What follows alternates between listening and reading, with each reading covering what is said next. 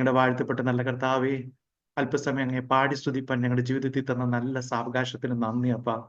ഇന്ന് രാത്രിയിൽ അല്പസമയം വചനത്തിന് മുമ്പിൽ ഞങ്ങൾ നിൽക്കുമ്പോൾ ദൈവത്തിന്റെ വലിയ കൃപ നീ പകരണമേ. അത് ആ നിത്യജീവന്റെ ആ വലിയ സന്തോഷത്തിലേക്ക്, നിറവിലേക്ക്, തികവിലേക്ക് ഞങ്ങളെ കൊണ്ടുപോകണമെന്ന് പ്രാർത്ഥിക്കുന്നു.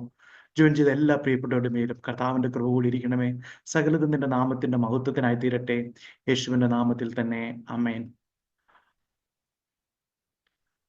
നമ്മൾ നിരവധി തവണ കേൾക്കുകയും വായിക്കുകയും ചെയ്ത ഒരു വേദഭാഗമാണല്ലോ യോഹന്നാന്റെ സുവിശേഷം 4-ാം അധ്യായത്തിലെ ശമരിയക്കാരിയായ ആ സ്ത്രീയുടെ മാനസാന്തരം. അവിടെ ഒരു വ്യക്തിയിൽ തുടങ്ങി ആ പട്ടണം മുഴുവൻ മാനസാന്തരപ്പെട്ട് യേശുക്രിസ്തുവിന്റെ സന്ദേശത്തെ അംഗീകരിക്കുവാൻ തക്ക നിലയിൽ അവിടെ നടന്ന ഒരു വലിയ ദൈവിക ഇടപെടലിനെ നമുക്കവിടെ കാണാൻ കഴിയുന്നുണ്ട്. ഒരു വലിയ ആ ദൈവിക പ്രവൃത്തിയെ നമുക്കവിടെ കാണാൻ കഴിയുന്നുണ്ട്. അവിടെ തികച്ചും ഒരു അപരിചിതൻ എന്ന നിലയിൽ കരുതിയ ഒരു വ്യക്തി ചില മണിക്കൂറുകൾക്കുള്ളിൽ അല്ലെങ്കിൽ ചില മണിക്കൂറുകൾക്കുള്ളിൽ അവരുടെ മഷിക അല്ലെങ്കിൽ രക്ഷകനാണെന്ന് വെളിവാക്കപ്പെട്ട ഒരു സംഭവമായിരുന്നല്ലോ ആ 4-ാം അധ്യായത്തിൽ വിവരിക്കുന്നത്. അവിടെ ഒരു വ്യക്തിയുടെ ജീവിതത്തിൽ പടിപടിയായി യേശു കർത്താവിനെ വെളിപ്പെടുത്തുന്ന കാര്യങ്ങൾ അതൊക്കെ നമ്മൾ കേൾക്കുകയും അറിയുകയും ഒക്കെ ചെയ്യുന്നുണ്ടല്ലോ. ആ 4-ാം അധ്യായത്തിലെ ആരംഭ വാക്യങ്ങളിൽ കുടിപ്പാൻ വെള്ളം ചോദിച്ചപ്പോൾ യേശു ക്രിസ്തു ആ സ്ത്രീക്ക് അനവസരത്തിൽ ഇടപെടുന്ന ഒരു സാധാരണക്കാരനായ ഒരു യഹൂദനായിരുന്നു. എന്നാൽ ആ സംഭവഗതിയിൽ തുടർന്ന് ശമരിയ നിവാസിയായ സ്ത്രീക്ക് കൂടുതലായി കർത്താവിനെ കുറിച്ച് ഗ്രഹിക്കുന്നതിന് അവസരമുണ്ടാകുന്നു. പിന്നീട് ആ അധ്യായത്തിന്റെ 10 മുതലുള്ള വാക്യങ്ങളിൽ വലിയ വാഗ്ദത്തം നൽകുന്ന ഒരു വ്യക്തിയായി അവൾ യേശുക്രിസ്തുവിനെ അല്ലെങ്കിൽ യേശു കർത്താവിനെ മനസ്സിലാക്കി. തുടർന്ന് തന്റെ രഹസ്യങ്ങളൊക്കെയും വെളിപ്പെടുത്തുവാൻ കഴിയുന്ന ഒരു പ്രവാചകനാണ് യേശു കർത്താവ് എന്നും അവൾ ഗ്രഹിച്ചു. പഴയ നിയമത്തിലും കർത്താവിന്റെ കാലത്തും ഒക്കെ പ്രവാചകന്മാരെ കുറിച്ചുള്ള ചിന്ത അതായിരുന്നു, രഹസ്യങ്ങളെ വെളിപ്പെടുത്തുക. അതായത് ദൈവം പ്രവാചകന്മാർക്ക് സകല രഹസ്യങ്ങളെയും വെളിപ്പെടുത്തി നൽകുമെന്നായിരുന്നു അന്ന് അവർ ചിന്തിച്ചിരുന്നത്. ആയതിനാൽ ജനങ്ങളും മറ്റു പ്രഭുക്കന്മാരും ഒക്കെ ഒരു പ്രത്യേക ബഹുമാനവും ഭയവും ഒക്കെ പ്രവാചകന്മാരോട് കാണിച്ചിരുന്നു, അല്ലെങ്കിൽ പ്രവാചകന്മാരുടെ മുമ്പാകെ പ്രകടിപ്പിച്ചിരുന്നു. ഈ കാലഘട്ടത്തിലുള്ള പ്രവാചകന്മാരുമായി ഒരു താരതമ്യം നടത്തിയാൽ പണ്ട് നമ്മുടെയൊക്കെ വീടുകളിൽ കൈ നോക്കാനും തത്തെ കൊണ്ട് കാർഡ് അടിപ്പിച്ച് ഭാവി പറയുന്ന ആൾക്കാർ വരുമായിരുന്നു. എന്നാൽ അന്ന് അതൊക്കെ വചനവിരുദ്ധമായ കാര്യങ്ങളാണ് എന്ന് പറഞ്ഞ് നമ്മൾ ആരും അവരെ അടുപ്പിക്കത്തില്ലായിരുന്നു. അവരൊന്നും നമ്മുടെ വീട്ടിൽ കയറ്റിയോ അല്ലെങ്കിൽ അത് നമ്മളൊന്നും അവരൊന്നും കൈക്കൊള്ളത്തില്ലായിരുന്നു. പിന്നീട് അവരെല്ലാം പ്രവാചകന്മാരുടെ കുപ്പായം എടുത്തണിഞ്ഞ് ഇന്ന് നമ്മുടെ കൂട്ടങ്ങളിലും ഭവനങ്ങളിലും ഒക്കെ പ്രവേശിച്ച് ഭാവി പറയുന്ന നിലയിൽ ഒത്തിരി പേർ, വളരെയധികം പേർ ആയി എന്നുള്ളതൊരു സത്യമാണ്. ഒരു വ്യത്യാസം മാത്രമേ ഉള്ളൂ, കാർഡ് എടുക്കാൻ ഒരു തത്തമയും കാർഡുകളും ഇല്ല എന്നുള്ളത് മാത്രമേ ഉള്ളൂ. പകരം പഴയ നിയമത്തിലെ ഭൗതിക അനുഗ്രഹങ്ങളുടെ ചില വാക്യങ്ങളും റെഫറൻസുകളും ഒക്കെ ആയിട്ടാണ് ഇപ്പോൾ വരുന്നത് എന്നുള്ളൊരു വ്യത്യാസം മാത്രമേ ഉള്ളൂ. ഞാൻ ഇടയ്ക്ക് ഇങ്ങനെ ഒന്ന് കയറി പറഞ്ഞു തന്നേ ഉള്ളൂ. വേണമെങ്കിൽ നമ്മുടെ വിഷയത്തിലേക്ക് വന്നാൽ, അല്പസമയം കൂടെ കഴിഞ്ഞ് ഒടുവിൽ ശമരിയക്കാരിയായ ആ സ്ത്രീ യേശുക്രിസ്തുവാണ് വരുവാനുള്ള യഥാർത്ഥ മിശിഹ എന്നതിനെ മനസ്സിലാക്കുന്നതാണല്ലോ ആ ഭാഗത്ത് നമുക്ക് മനസ്സിലാക്കിയിരുന്നത്. അത് യഥാർത്ഥത്തിൽ ആ ശമരിയക്കാരുടെ മുഴുവൻ അല്ലെങ്കിൽ ലോകം മുഴുവനുള്ള ഒരു ദീർഘകാലമായിട്ടുള്ള ഒരു പ്രതീക്ഷ തന്നെയായിരുന്നു ആ വരുവാനുള്ള മശിഹയെ കാണുക, അല്ലെങ്കിൽ ആ മശിഹയാൽ വീണ്ടെടുക്കപ്പെടുക എന്നുള്ളത്. വാഗ്ദത്തം ചെയ്തപ്പെട്ട മശിഹ വെളിപ്പെട്ടാൽ അത് യഹൂദന്മാർക്ക് മാത്രമല്ല, മാറ്റി നിർത്തപ്പെട്ട ശമരിയർ അല്ലെങ്കിൽ അവർക്കും അതൊരു രക്ഷയ്ക്ക് കാരണമാകുമെന്ന് അവർ അത് പ്രതീക്ഷിച്ചിരുന്നു. അത് വളരെ വാസ്തവമാണ്. യഹൂദന്മാരുടെയും ശമരിയരുടെയും മാത്രമായ ഒരു രക്ഷയ്ക്കായിട്ടല്ല കർത്താവായ യേശുക്രിസ്തു ഈ ഭൂമിയിൽ ഒരു സാധാരണ മനുഷ്യനായി വന്നത് എന്നുള്ളത് തിരുവചനം അറിയുന്ന എല്ലാവർക്കും അറിയാവുന്നല്ലോ. അന്നേരം അവരുടെയും പ്രതീക്ഷ അത് തന്നെയായിരുന്നു. യേശു കർത്താവ് ഈ ഭൂമിയിൽ വന്നത് ലോകരക്ഷിതാവായിട്ട് തന്നെയാണ്, ലോകത്തിന്റെ സകല ലോകത്തിന്റെയും രക്ഷിതാവായിട്ട്, ഏകരക്ഷിതാവായി തന്നെയാണ് യേശു കർത്താവ് ഈ ഭൂമിയിൽ വന്നിരിക്കുന്നത്. യഹൂദന്മാർ, ശമരിയർ, പെന്തക്കോസ്തുകാർ, നാമധേയ ക്രിസ്ത്യാനികൾ തുടങ്ങിയ ഏതെങ്കിലും പാരമ്പര്യം, അങ്ങനെയുള്ള പാരമ്പര്യം അവകാശപ്പെടുന്നവരെ കുറിച്ചൊക്കെ അറിയാം. അങ്ങനെ പാരമ്പര്യം ക്രിസ്തുയേശു ഒരുക്കിയ രക്ഷാപദ്ധതിയുടെ അവകാശികളാകാൻ എന്തെങ്കിലും ഒരു പ്രത്യേക മുൻഗണന നൽകുന്നില്ല എന്നുള്ളത് തിരുവചനം പഠിക്കുമ്പോൾ നമുക്കറിയാൻ കഴിയുന്നുണ്ട്. പലപ്പോഴും അങ്ങനെയൊക്കെയുള്ള ക്ലെയിമിലൊക്കെയാണ് പല പാരമ്പര്യവാദികളൊക്കെ മുന്നോട്ട് പോകുന്നത്. നമ്മളൊരു അങ്ങനെ ഏതെങ്കിലും ഒരു പാരമ്പര്യം പ്രത്യേകമായ ഒരു മുൻഗണന നൽകുന്നില്ല, പക്ഷെ അവർക്ക് ദൈവവചനം കേൾക്കാൻ കൂടുതൽ അവസരം ലഭിക്കുന്നു എന്നുള്ളതൊരു സത്യമാണ്. മുന്നോട്ട് പോകുമ്പോൾ അതുപോലെ തന്നെ ഈ പറയുന്ന ഗണത്തിൽ അല്ലെങ്കിൽ ഈ പറയുന്ന വ്യത്യസ്ത കൂട്ടങ്ങളിൽ ഉൾപ്പെടാത്ത വിവിധ ജാതികൾ, പാപികൾ തുടങ്ങിയവരുടെ അയോഗ്യത ക്രിസ്തുയേശു ഒരുക്കിയ രക്ഷാപദ്ധതിയുടെ അവകാശികളാകാൻ എന്തെങ്കിലും വിധത്തിൽ തടസ്സമായും തീരുന്നില്ല എന്നുള്ളത് അതൊരു യാഥാർത്ഥ്യമാണ്. പ്രിയമുള്ളവരെ, ദൈവവചനം കേട്ട് ക്രിസ്തുയേശുവിൽ വിശ്വസിക്കുന്ന സകലർക്കും ആ നിത്യജീവന്റെ രക്ഷ അത് പ്രാപ്യമായിരുന്നു, അത് അവകാശമാകുവാനുള്ള അവസരം ഉണ്ടായിരുന്നു എന്നുള്ളത് തന്നെയാണ് നമുക്ക് മനസ്സിലാക്കാൻ കഴിയുന്നത്. ഇനി നമ്മൾ വേണമെങ്കിൽ നമ്മുടെ വിഷയത്തിലേക്ക്, നമ്മുടെ ഇതിലേക്ക് തന്നെ വരുമ്പോൾ, ശമരിയ നിവാസികളെ താഴ്ന്നവരും പാപികളുമായി കരുതി മാറ്റി നിർത്തിയിരുന്ന യഹൂദന്മാരുടെ ആ വാദങ്ങളെ സാധൂകരിക്കുന്ന വിധം, അല്ലെങ്കിൽ അതിനെ അംഗീകരിക്കുന്ന വിധം ശമരിയിലുള്ളവരും യഹൂദന്മാരുടെ സാന്നിധ്യത്തിൽ നിന്ന് തങ്ങളും അല്ലെങ്കിൽ അവരും മാറി നിൽക്കുമായിരുന്നു. അവരും അതിനോട് ഞങ്ങൾ മാറ്റി നിർത്തപ്പെട്ടു, ഞങ്ങളും അങ്ങ് മാറിപ്പോകുന്നു എന്ന് വിചാരിച്ചുകൊണ്ട് അവരും മാറി നിൽക്കുമായിരുന്നു. അതുകൊണ്ട് യേശു കർത്താവ് ദാഹജലം ചോദിച്ചപ്പോൾ ആ ആ സമയത്ത് പോലും യഹൂദരുടെയും ശമര്യരുടെ ഇടയിലുള്ള ചേർച്ചയില്ലായ്മയെ ആ സ്ത്രീ ഓർമ്മിപ്പിക്കുന്നവൻ, അല്ലെങ്കിൽ അന്നേരം അവിടെ ഓർമ്മിപ്പിക്കുവാൻ ഇടയായത്. കൂടാതെ യെരുശലേം ദേവാലയത്തിൽ ശമര്യക്ക് പ്രവേശനമില്ല എന്നുള്ളത് അവരുടെ ഉള്ളിലെ വലിയൊരു സങ്കടമായിരുന്നു. അവർ അതൊക്കെ ഉള്ളിൽ പിടിക്കുക, അത് അവർ ആരാധിക്കുന്നവരുടെ സ്ഥലമുണ്ടെന്നുള്ള കാര്യങ്ങളൊക്കെ പറഞ്ഞു പോകുമെങ്കിലും അവരുടെ ഉള്ളിൽ ഒരു വലിയ സങ്കടമായിരുന്നു.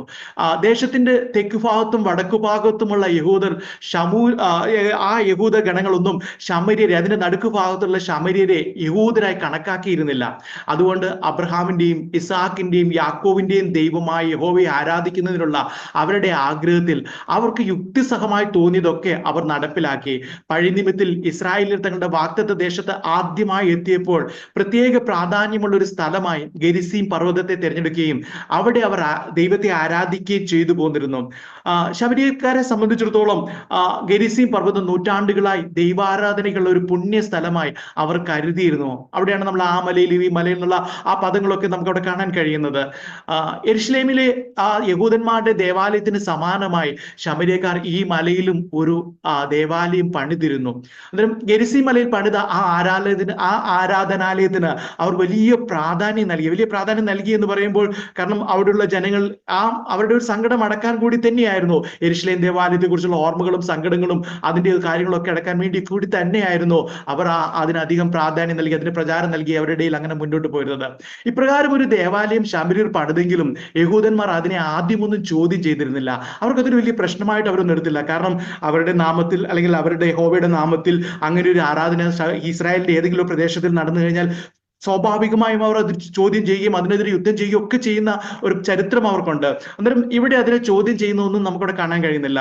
ഒരുപക്ഷെ യഹൂദന്മാർ ശമര്യരെ അവരുടെ ദേവാലയത്തിന്റെ പേരിൽ ചോദ്യം ചെയ്യാതിരുന്നത് പ്രവാസാനന്തരമുള്ള അല്ലെങ്കിൽ ബാബിലോൺ പ്രവാസത്തിന് ശേഷമുള്ള യെരുശലേമിന്റെ പുനർനിർമ്മാണങ്ങൾ അവർ അധികം ശ്രദ്ധ കേന്ദ്രീകരിച്ചിരിക്കുന്നതിനാലും, അതുപോലെ തന്നെ യെരുശലേം ദേവാലയത്തിൽ ശമര്യക്കാർ അധികം ഇടപെടാതിരിക്കാൻ, അല്ലെങ്കിൽ അവരുടെ ഇടപെടലുകളൊക്കെ അവസാനിപ്പിക്കുന്നതിൽ അവർ സന്തുഷ്ടരായിരുന്നതുകൊണ്ടുമാണ്, അല്ലെങ്കിൽ ആ ഒരു നിലയിലൊക്കെ ആയിരുന്നതുകൊണ്ട് അവർ അങ്ങനെ കൂടി, അവർ അങ്ങനെ പോയിക്കോട്ടെ, ഇങ്ങോട്ട് വരുന്നില്ല എന്ന നിലയിലൊക്കെ ചിന്തിച്ചുകൊണ്ടാണ് അവർ അതിലധികം ഇടപെടാതിരുന്നത്.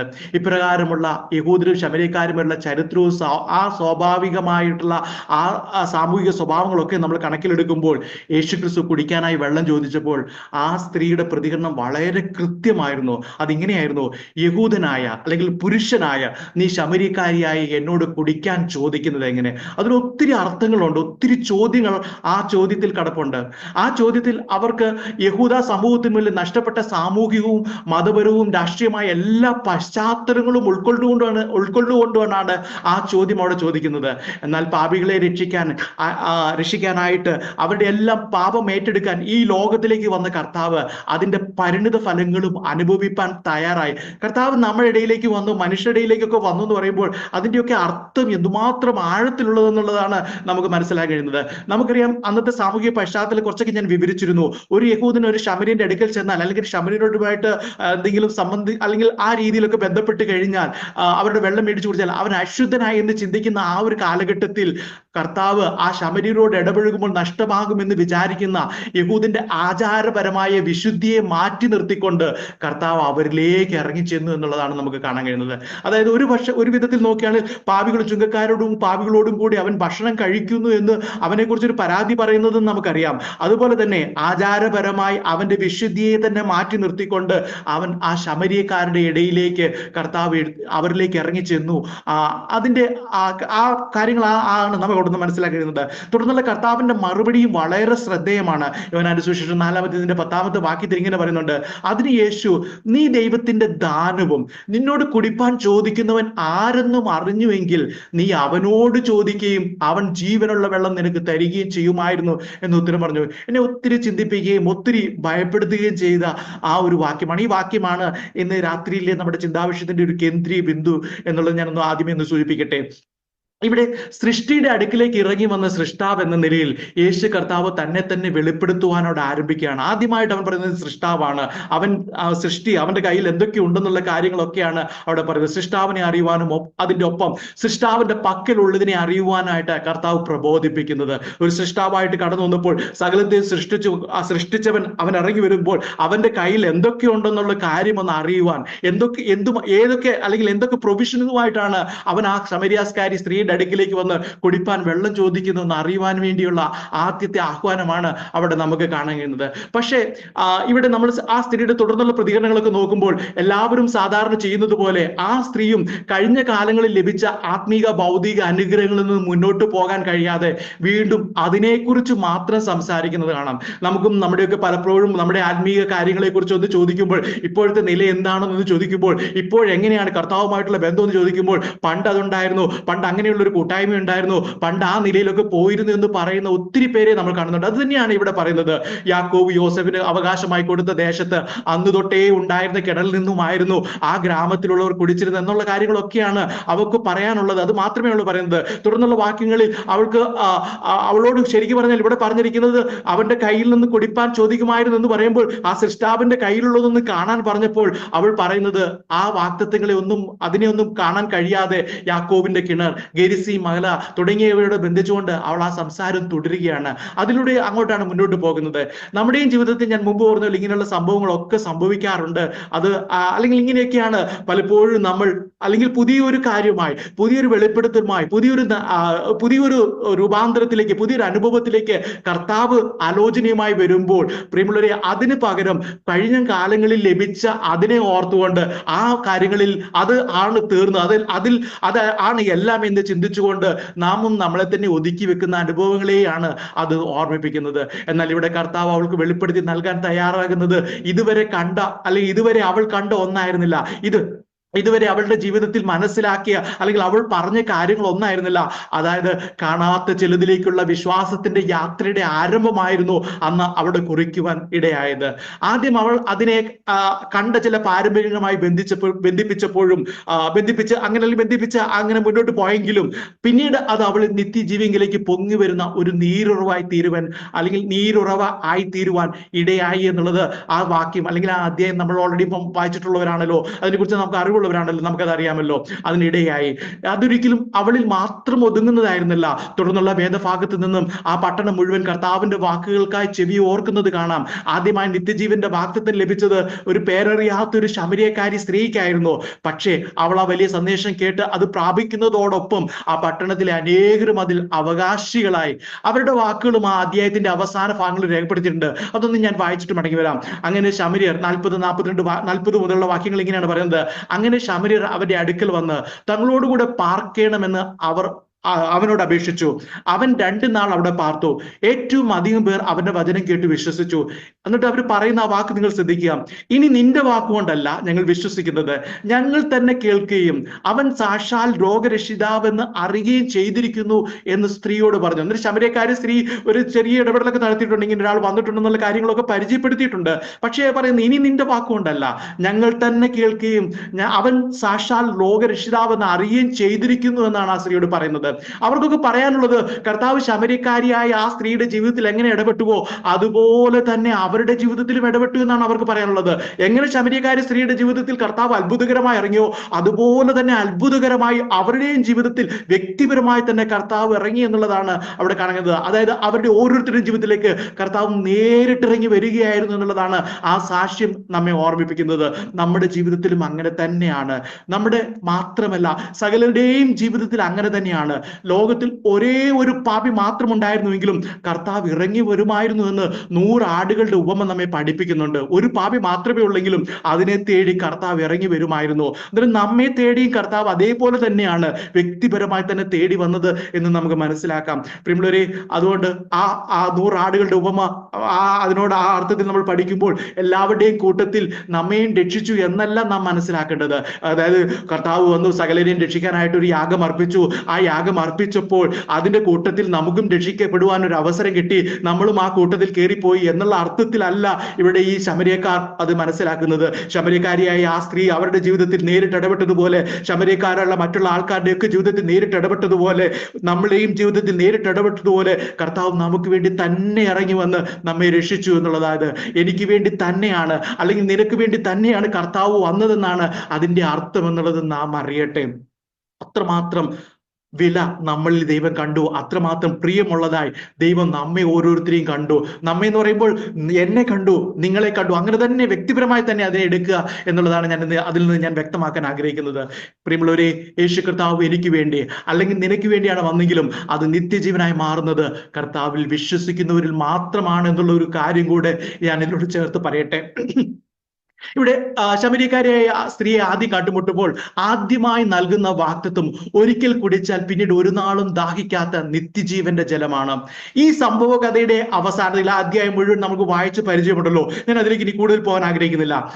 അങ്ങനെ ആ കഥയുടെ അവസാനത്തിൽ കർത്താവ് വാഗ്ദത്തം ചെയ്ത ജലം അവർക്ക് നൽകിയതായും അത് കുടിച്ച് അവർ സംതൃപ്തരായി മാറി എന്നുള്ള സൂചനകൾ നമുക്ക് കാണാൻ കഴിയുന്നുണ്ട്. കാരണം അവരുടെ സന്തോഷം, അവരുടെ ഇടപെടലുകൾ, തുടർന്നുള്ള രീതികൾ, കർത്താവിനോടുള്ള പ്രതികരണങ്ങൾ, അതൊക്കെ അത് വെളിവാക്കുന്നത് അവർ ആ ജീവജലം കുടിച്ചു, അവർ വളരെ സംതൃപ്തരായി, ഒരിക്കലും ദാഹിക്കാത്ത ആ ജീവജലം കുടിച്ചു എന്നുള്ള കാര്യങ്ങളാണ് നമുക്ക് കാണുന്നത്. അത് നമ്മൾ മുമ്പ് വായിച്ച വാക്യങ്ങൾ അത് വ്യക്തമാക്കുന്നില്ല. 4:42 വാക്യം നമ്മൾ വായിച്ചതാണ്. ഒന്നുകൂടെ ഞാൻ വായിക്കട്ടെ. ഇനി നിന്റെ വാക്കുകൊണ്ടല്ല ഞങ്ങൾ വിശ്വസിക്കുന്നത്, ഞങ്ങൾ തന്നെ കേൾക്കുകയും അവൻ സാക്ഷാൽ രോഗരക്ഷാവ് എന്ന് അറിയുകയും ചെയ്തിരിക്കുന്നു എന്ന് സ്ത്രീയോട് പറയും. അവിടെ അവരുടെ ആ വാക്കുകൾ പ്രകടമാക്കുന്നത് ആ ജീവജലം അവരുടെ ഉള്ളിലെത്തി അവരെ പൂർണ്ണമായും മറ്റൊരു ദാഹത്തിലേക്കോ മറ്റൊരു ആഗ്രഹത്തിലേക്കോ പോകുവാൻ ഇടയില്ലാത്ത വണ്ണം ആ വലിയ ആ ധൈര്യത്തിലേക്ക് അവരെ എത്തിച്ചു എന്നുള്ളതാണ് നമുക്ക് അവിടെ കാണാൻ കഴിയുന്നത്. ആ വാക്യത്തിൽ ലോകരക്ഷ അവരുടെ ജീവിതത്തിൽ വരുത്തിയ രക്ഷയുടെ സന്തോഷം അത് വളരെ പ്രകടമായി തന്നെ നമുക്കവിടെ കാണാൻ കഴിയുന്നുണ്ട്. എന്നാൽ അത് എപ്രകാരമാണ് അവരെ തൃപ്തിപ്പെടുത്തിയതെന്ന് ആ ഭാഗങ്ങളിൽ കൂടുതൽ വിശദീകരിക്കുന്നില്ല. എന്നാൽ ഞാൻ ഒന്ന് രണ്ട് പേരുടെ കർത്താവിന്റെ 2 ശിഷ്യന്മാരുടെ പേരിൽ അപ്പോസ്തലനായ പത്രോസിന്റെയും പൗലോസിന്റെയും ജീവിതത്തിൽ സംഭവിച്ച ചില കാര്യങ്ങളുടെ അടിസ്ഥാനത്തിൽ 1-2 കാര്യങ്ങളോട് വിശദീകരിച്ചുകൊണ്ട് ഞാൻ ഇത് അവസാനിപ്പിക്കാൻ ആഗ്രഹിക്കുന്നു. അപ്പോസ്തലനായ പത്രോസ് യേശു കർത്താവിനെ അനുഗമിപ്പാൻ തുടങ്ങിയ ആ സന്ദർഭം ലൂക്കോസിന്റെ സുവിശേഷത്തിൽ രേഖപ്പെടുത്തിയിട്ടുണ്ട്.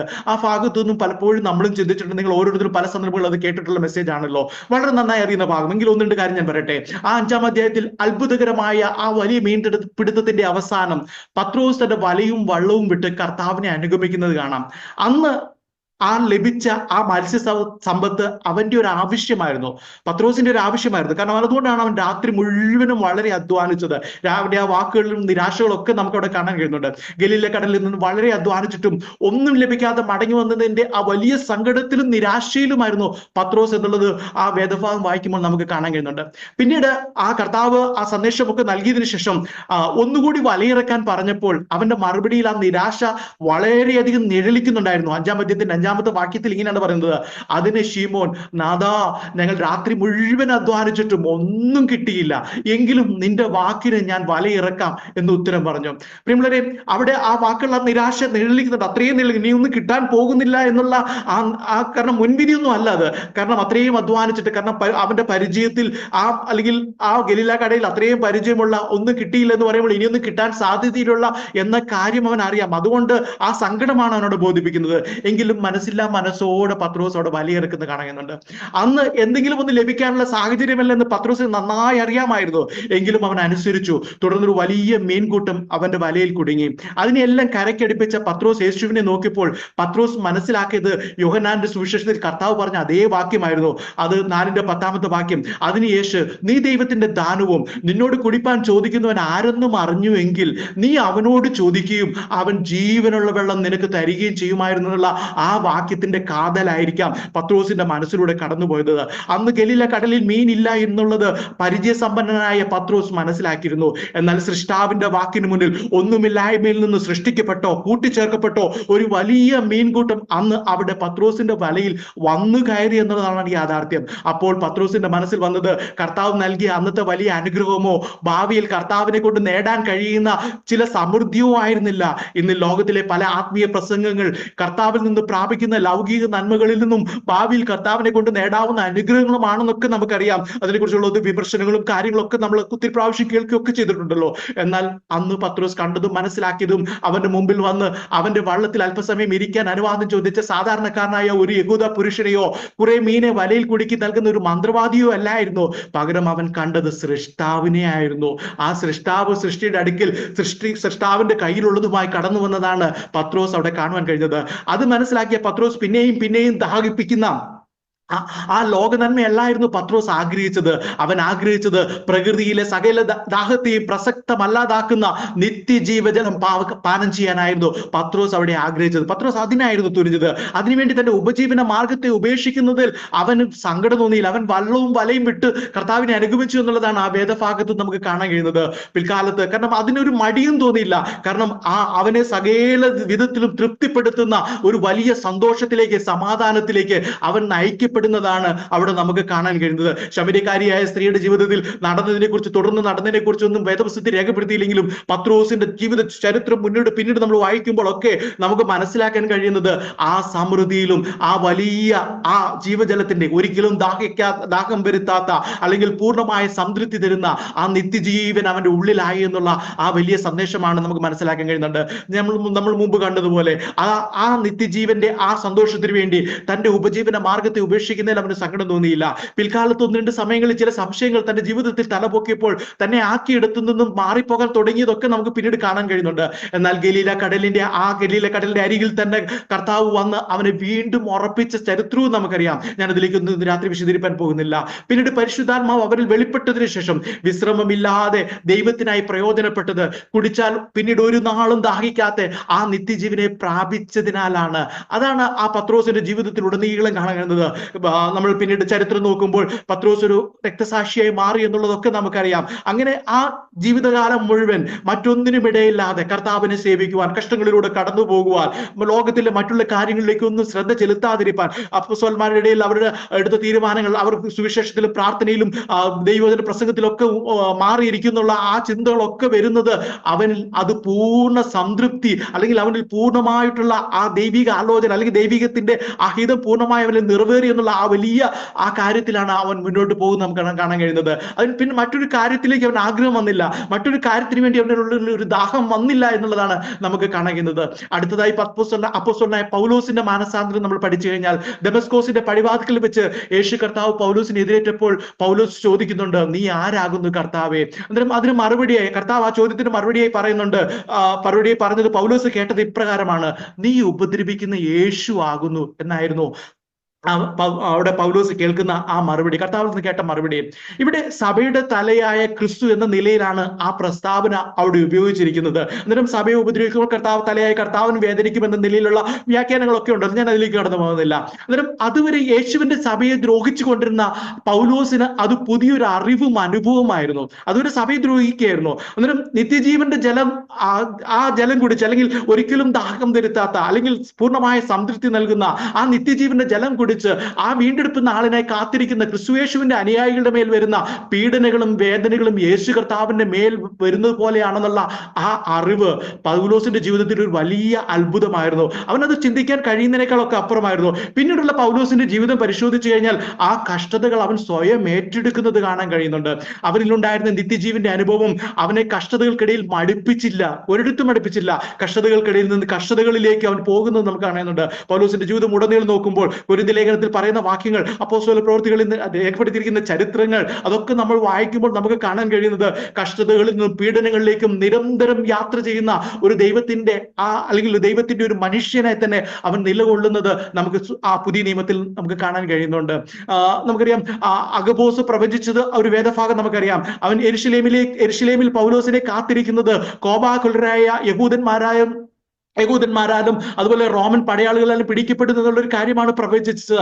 എന്നിട്ടും അവൻ അതിനെ ഭയപ്പെടാതെ യെരുശലേമിലേക്ക് തന്നെ പോയി എന്നുള്ളതാണ് നമുക്കവിടെ കാണാൻ കഴിയുന്നത്. പിന്നീട് നമ്മൾ പൗലോസിന്റെ ജീവചരിത്രം മുഴുവൻ നോക്കി മുന്നോട്ട് പോകുമ്പോൾ പൗലോസ് അല്പസമയം വിശ്രമിച്ചത് തടവറകളിലായിരുന്നു എന്നുള്ളത് നമ്മളൊന്ന് ഉടനീളം നോക്കുകയാണെങ്കിൽ, പൗലോസ് മാനസാന്തരപ്പെട്ട ശേഷം അറേബ്യ മരുഭൂമിയിൽ കുറെ നാൾ ധ്യാനിച്ചിരുന്നു എന്നുള്ള ചരിത്രമൊക്കെ നമുക്കറിയാം. അതിനുശേഷം അവന്റെ പ്രവർത്തനം തുടങ്ങിയതിനു ശേഷം അല്പസമയം വിശ്രമിച്ചത് തടവറകളിൽ കുഴികളിലായിരുന്നു എന്നുള്ളതാണ് നമുക്ക് മനസ്സിലാക്കേണ്ടത്. അവിടെയും അവൻ വിശ്രമിച്ചിരുന്നില്ല. അവിടെയും അനേകരെ ഉറപ്പിക്കുന്ന നിരവധി ലേഖനങ്ങൾ എഴുതി അയച്ചു എന്നുള്ളതാണ് കാണേണ്ടത്. പ്രിയമുള്ളവരെ, അതൊക്കെ പൂർത്തീകരിപ്പാൻ, അതൊക്കെ ചെയ്തെടുപ്പാൻ വേണ്ടി, അങ്ങനെയൊക്കെ അവനെ തയ്യാറാക്കുന്നത് അവന്റെ ഉള്ളിൽ പകർന്ന ഒരിക്കലും വേറൊന്നിലേക്ക് ദാഹിപ്പിക്കാത്ത, ഒരിക്കലും അല്ലെങ്കിൽ പൂർണ്ണ സംതൃപ്തി ഇരുന്ന സമാധാനം ഒക്കെ തരുന്ന ആ നിത്യജീവന്റെ അനുഭവം അവന്റെ ഉള്ളിൽ നിറഞ്ഞതുകൊണ്ടാണ്. ശമര്യക്കാരിയുടെ ജീവിതത്തിൽ സംഭവിച്ചത് തന്നെയാണ്. അതിന് ആ ഒരു കമ്പാരിസണിലേക്കാണ്, അതിന് ഉദാഹരണമായിട്ട് ശമര്യക്കാരിയുടെ ജീവിതം പിന്നീട് രേഖപ്പെടുത്തിയില്ലാത്തത് കൊണ്ടാണ് ഞാൻ ഇന്ന് രാത്രിയിൽ പത്രോസിന്റെയും പൗലോസിന്റെയും ജീവിത ചരിത്രത്തിൽ ചില കാര്യം പറയാനായിട്ട് ആഗ്രഹിച്ചത്. എന്നിട്ട് ഞാൻ പറഞ്ഞല്ലോ, പൗലോസിന്റെ ജീവിതത്തിൽ വിശ്രമിച്ച് ജയിലിലായിരുന്നു എന്നാണ് പറഞ്ഞത്. അവിടെ വെച്ച് ലേഖനങ്ങൾ എഴുതിയ കാര്യങ്ങൾ ഞാൻ ഓർമ്മിപ്പിച്ചു. ജയിലിൽ വെച്ച് കൊലോസ്യർക്ക് എഴുതിയ ലേഖനത്തിൽ പൗലോസ് ഇങ്ങനെ പറയുന്നുണ്ട്. 1-ാം അധ്യായത്തിന്റെ 24-ാം വാക്യത്തിൽ ഇങ്ങനെയാ പറയുന്നത്: ഇപ്പോൾ ഞാൻ നിങ്ങൾക്ക് വേണ്ടിയുള്ള കഷ്ടാനുഭവങ്ങൾ സന്തോഷിച്ച് ക്രിസ്തുവിന്റെ കഷ്ടങ്ങൾ കുറവായുള്ളത് എന്റെ ജഡത്തിൽ സഭയായ അവന്റെ ശരീരത്തിന് വേണ്ടി പൂരിപ്പിക്കുന്നു എന്നാണ് പറയുന്നത്. അതിനൊക്കെ വിശദീകരിക്കാൻ പോയി കഴിഞ്ഞാൽ പ്രിയമുള്ളവർ, എന്തുമാത്രം അർത്ഥവും ആഴവുമുള്ള വാചകങ്ങളാണ്. അതിന്റെ ആത്മാർത്ഥതയും അതിലുള്ള സന്തോഷമൊക്കെയാണ് അവനോട് പ്രകടിപ്പിക്കുന്നത്. പൗലോസിന്റെ ജീവിതത്തിൽ നടന്ന മറ്റ് കഷ്ടതകൾ ഞാനത് മുമ്പ് പറഞ്ഞ പോലെ കൊരിന്ത്യ ലേഖനത്തിൽ പറഞ്ഞിരിക്കുന്ന പല കാര്യങ്ങൾ, റോമ ലേഖനത്തിൽ പറഞ്ഞിരിക്കുന്ന ക്രിസ്തുവിന്റെ സ്നേഹത്തെ കുറിച്ച് പറയുമ്പോൾ, അതിൽ വേർപിരിക്കുന്നതിനെ കുറിച്ചൊക്കെ പറയുമ്പോഴുള്ള കാര്യങ്ങളൊക്കെ നമുക്കറിയാം. അതെല്ലാം പൗലോസ് അതൊരു സന്തോഷത്തോടെ ഏറ്റെടുക്കുന്നതാണ് നമുക്കവിടെ കാണാൻ കഴിയുന്നത്. ഇതിനെല്ലാം അവനെ സജ്ജമാക്കിയത് അതൃപ്തികൾ മാത്രം തരുന്ന ഈ ലോകത്തിലെ വിഷയങ്ങളെ മാറ്റിവെച്ചിട്ട് സകലത്തിലും തൃപ്തി തരുന്ന നിത്യജീവനെ പാനം ചെയ്തതിലാണ് പൗലോസിന് ആ ഒരു സന്തോഷത്തിൽ തന്റെ ക്രിസ്തു ജീവിതത്തിന്റെ അവസാന നിമിഷം വരെ പോകാൻ കഴിഞ്ഞത്. ഞാൻ ഇന്ന് രാത്രി ഇവിടെ കൺക്ലൂഡ് ചെയ്യട്ടെ. എന്നെ കേൾക്കുന്ന കർത്താവിൽ പ്രിയരെ, ഇത്രയും മഹത്വമുള്ളതും നിലനിൽക്കുന്നതുമായ ഒരു നിത്യജീവനെയാണ് നാം ഓരോരുത്തരും പ്രാപിച്ചിരിക്കുന്നത്. പത്രോസിന്റെ ജീവിതത്തിൽ 1-2 പിന്മാറ്റങ്ങൾ വന്നത്, 1-2 പ്രാവശ്യം മാറിപ്പോയതിനെ കുറിച്ചൊക്കെ നമുക്കറിയാമുണ്ട്. അവിടെയൊക്കെ കർത്താവ് ഒന്ന് ക്രമപ്പെടുത്തുന്നതും ഒക്കെ നമുക്കറിയാം. വീണ്ടും അവനെ ക്രമപ്പെടുത്തി സ്ഥിരപ്പെടുത്തുന്നതും കർത്താവിനോട് ധൈര്യപ്പെടുത്തുന്നതും ഒക്കെ നമുക്കറിയാം. പ്രിയമുള്ളവരെ, വിശ്വാസത്താൽ നാം നമ്മുടെ യാത്ര മുന്നോട്ട് പോകുമ്പോൾ എവിടെയെങ്കിലുമൊക്കെ നമുക്ക് വീഴ്ചകൾ അല്ലെങ്കിൽ ക്ഷീണങ്ങളൊക്കെ വരുമ്പോൾ പ്രിയമുള്ളവരെ, കർത്താവ് പിന്നെയും ധൈര്യപ്പെടുത്തുന്നത് കേൾക്കുവാൻ, ധൈര്യപ്പെടുത്തുന്നത് കാണുവാൻ, ഈ നശിച്ചു പോകുന്ന പിന്നെയും അല്ലെങ്കിൽ ദാഹിപ്പിക്കുന്ന പിന്നെയും അല്ലെങ്കിൽ നമ്മളെ കൊതിപ്പിക്കുന്ന ആ ലോകത്തിൻ്റെതായ ആ നന്മകളിലേക്കോ അതിന്റെ കാര്യങ്ങളിലേക്കോ ഒന്നും ഇറങ്ങി പോകുവാൻ ഇടവല്ലാതെ നമ്മുടെ ഉള്ളിൽ പകർന്നിരിക്കുന്ന ആ നിത്യജീവനെ കൂടുതൽ ജ്വലിപ്പിച്ചുകൊണ്ട് മുന്നോട്ട് പോകാൻ നമുക്ക് കഴിയുന്നുണ്ടോ? നാം വിശ്വാസത്താൽ നാം അതിൽ കൂടെ മുന്നോട്ട് പോകുമ്പോൾ അതിൽ നിന്ന് നാം വീണു പോകുന്നുണ്ടോ എന്ന് നമുക്ക് പരിശോധിക്കാൻ നമുക്കിടയ്ക്കൊക്കെ കഴിയുന്നുണ്ടോ? ശമര്യക്കാരി കർത്താവിനെ കണ്ടുമുട്ടുന്നതിന് മുമ്പ് അവൾക്കുണ്ടായിരുന്ന ആത്മീയതയിൽ സംതൃപ്തിയില്ലാതെ തുടർന്നതുപോലെയുള്ള അതുപോലെയുള്ള ഒരു ആത്മീയതയിൽ നാമും തുടരുന്നവരാണോ എന്ന് ഇന്ന് രാത്രി നമുക്ക് പരിശോധിക്കുവാൻ നമുക്കും നമ്മുടെ ജീവിതത്തിൽ ഒരു അവസരം ഉണ്ടാകട്ടെ. കർത്താവ് നമ്മൾ പകർന്നു തന്നത് നിത്യജീവങ്കിലേക്ക് പൊങ്ങി വരുന്ന ആ ഒരു നീരുറവയായി തീരട്ടെ. ഈ ലോകത്തിൽ ഏതെങ്കിലും പിന്നെയും ദാഹിപ്പിക്കുന്ന ഒന്നിൽ കുടുങ്ങാതിരിപ്പാൻ ദൈവത്തിൽ അധികമായി നമുക്ക് ആശ്രയിക്കാം. പരിശുദ്ധാത്മാവിന്റെ ശബ്ദം കേൾക്കുന്നവരായിട്ട് നമുക്ക് മുന്നോട്ട് പോകാം. ഇന്ന് രാത്രി ഞാൻ ഇവിടെ അവസാനിപ്പിക്കുന്നു. ഈ വചനങ്ങളാൽ കർത്താവ് നമ്മളെല്ലാവരെയും അനുഗ്രഹിക്കുമാറാകട്ടെ. ആമേൻ. ചെങ്കടലോളങ്ങൾ മുൻപിലുണ്ട്, വൻപടഘോരമായി പിന്നിലുണ്ട്. ചെങ്കടലോളങ്ങൾ മുൻപിലുണ്ട്, വൻപടഘോരമായി പിന്നിലുണ്ട്. ഇടവും വലവും നോക്കിടാതെ മുന്നേറി ചെന്നീടാ, ഇടവും വലവും നോക്കിടാതെ മുന്നേറി ചെന്നീടാ. സ്തുതിക്കാം ഹല്ലേലൂയാ, സ്തുതിക്കാം ഹല്ലേലൂയാ, സ്തുതിക്കാം ഹല്ലേലൂയാ, സ്തുതിക്കാം ഹല്ലേലൂയാ. നമ്മുടെ രക്ഷയാം പാറയ്ക്കാർപ്പിടം സ്തുതിക്കാം ഹല്ലേലൂയാ, നമ്മുടെ രക്ഷയാം പാറയ്ക്കാർപ്പിടം സ്തുതിക്കാം ഹല്ലേലൂയാ. യേശുവിൻ സാക്ഷികൾ നമ്മൾ, അവന്റെ വിശുദ്ധ ജനം നമ്മൾ. യേശുവിൻ സാക്ഷികൾ നമ്മൾ, അവന്റെ വിശുദ്ധ ജനം നമ്മൾ. ഉയർത്തവരുടെ പരമവിളിക്ക് യോഗ്യരാം ജനം നമ്മൾ. ഉയർത്തവരുടെ പരമവിളിക്ക് യോഗ്യരാം ജനം നമ്മൾ. സ്തുതിക്കാം ഹല്ലേലൂയ, സ്തുതിക്കാം ഹല്ലേലൂയ, ഓ സ്തുതിക്കാം ഹല്ലേലൂയ, സ്തുതിക്കാം ഹല്ലേലൂയ. നമ്മുടെ രക്ഷയാം പാറയ്ക്കാർപ്പിടം സ്തുതിക്കാം ഹല്ലേലൂയ, ഓ നമ്മുടെ രക്ഷയാം പാറയ്ക്കാർപ്പിടം സ്തുതിക്കാം ഹല്ലേലൂയ, ഓ നമ്മുടെ രക്ഷയാം പാറയ്ക്കാർപ്പിടം സ്തുതിക്കാം ഹല്ലേലൂയ.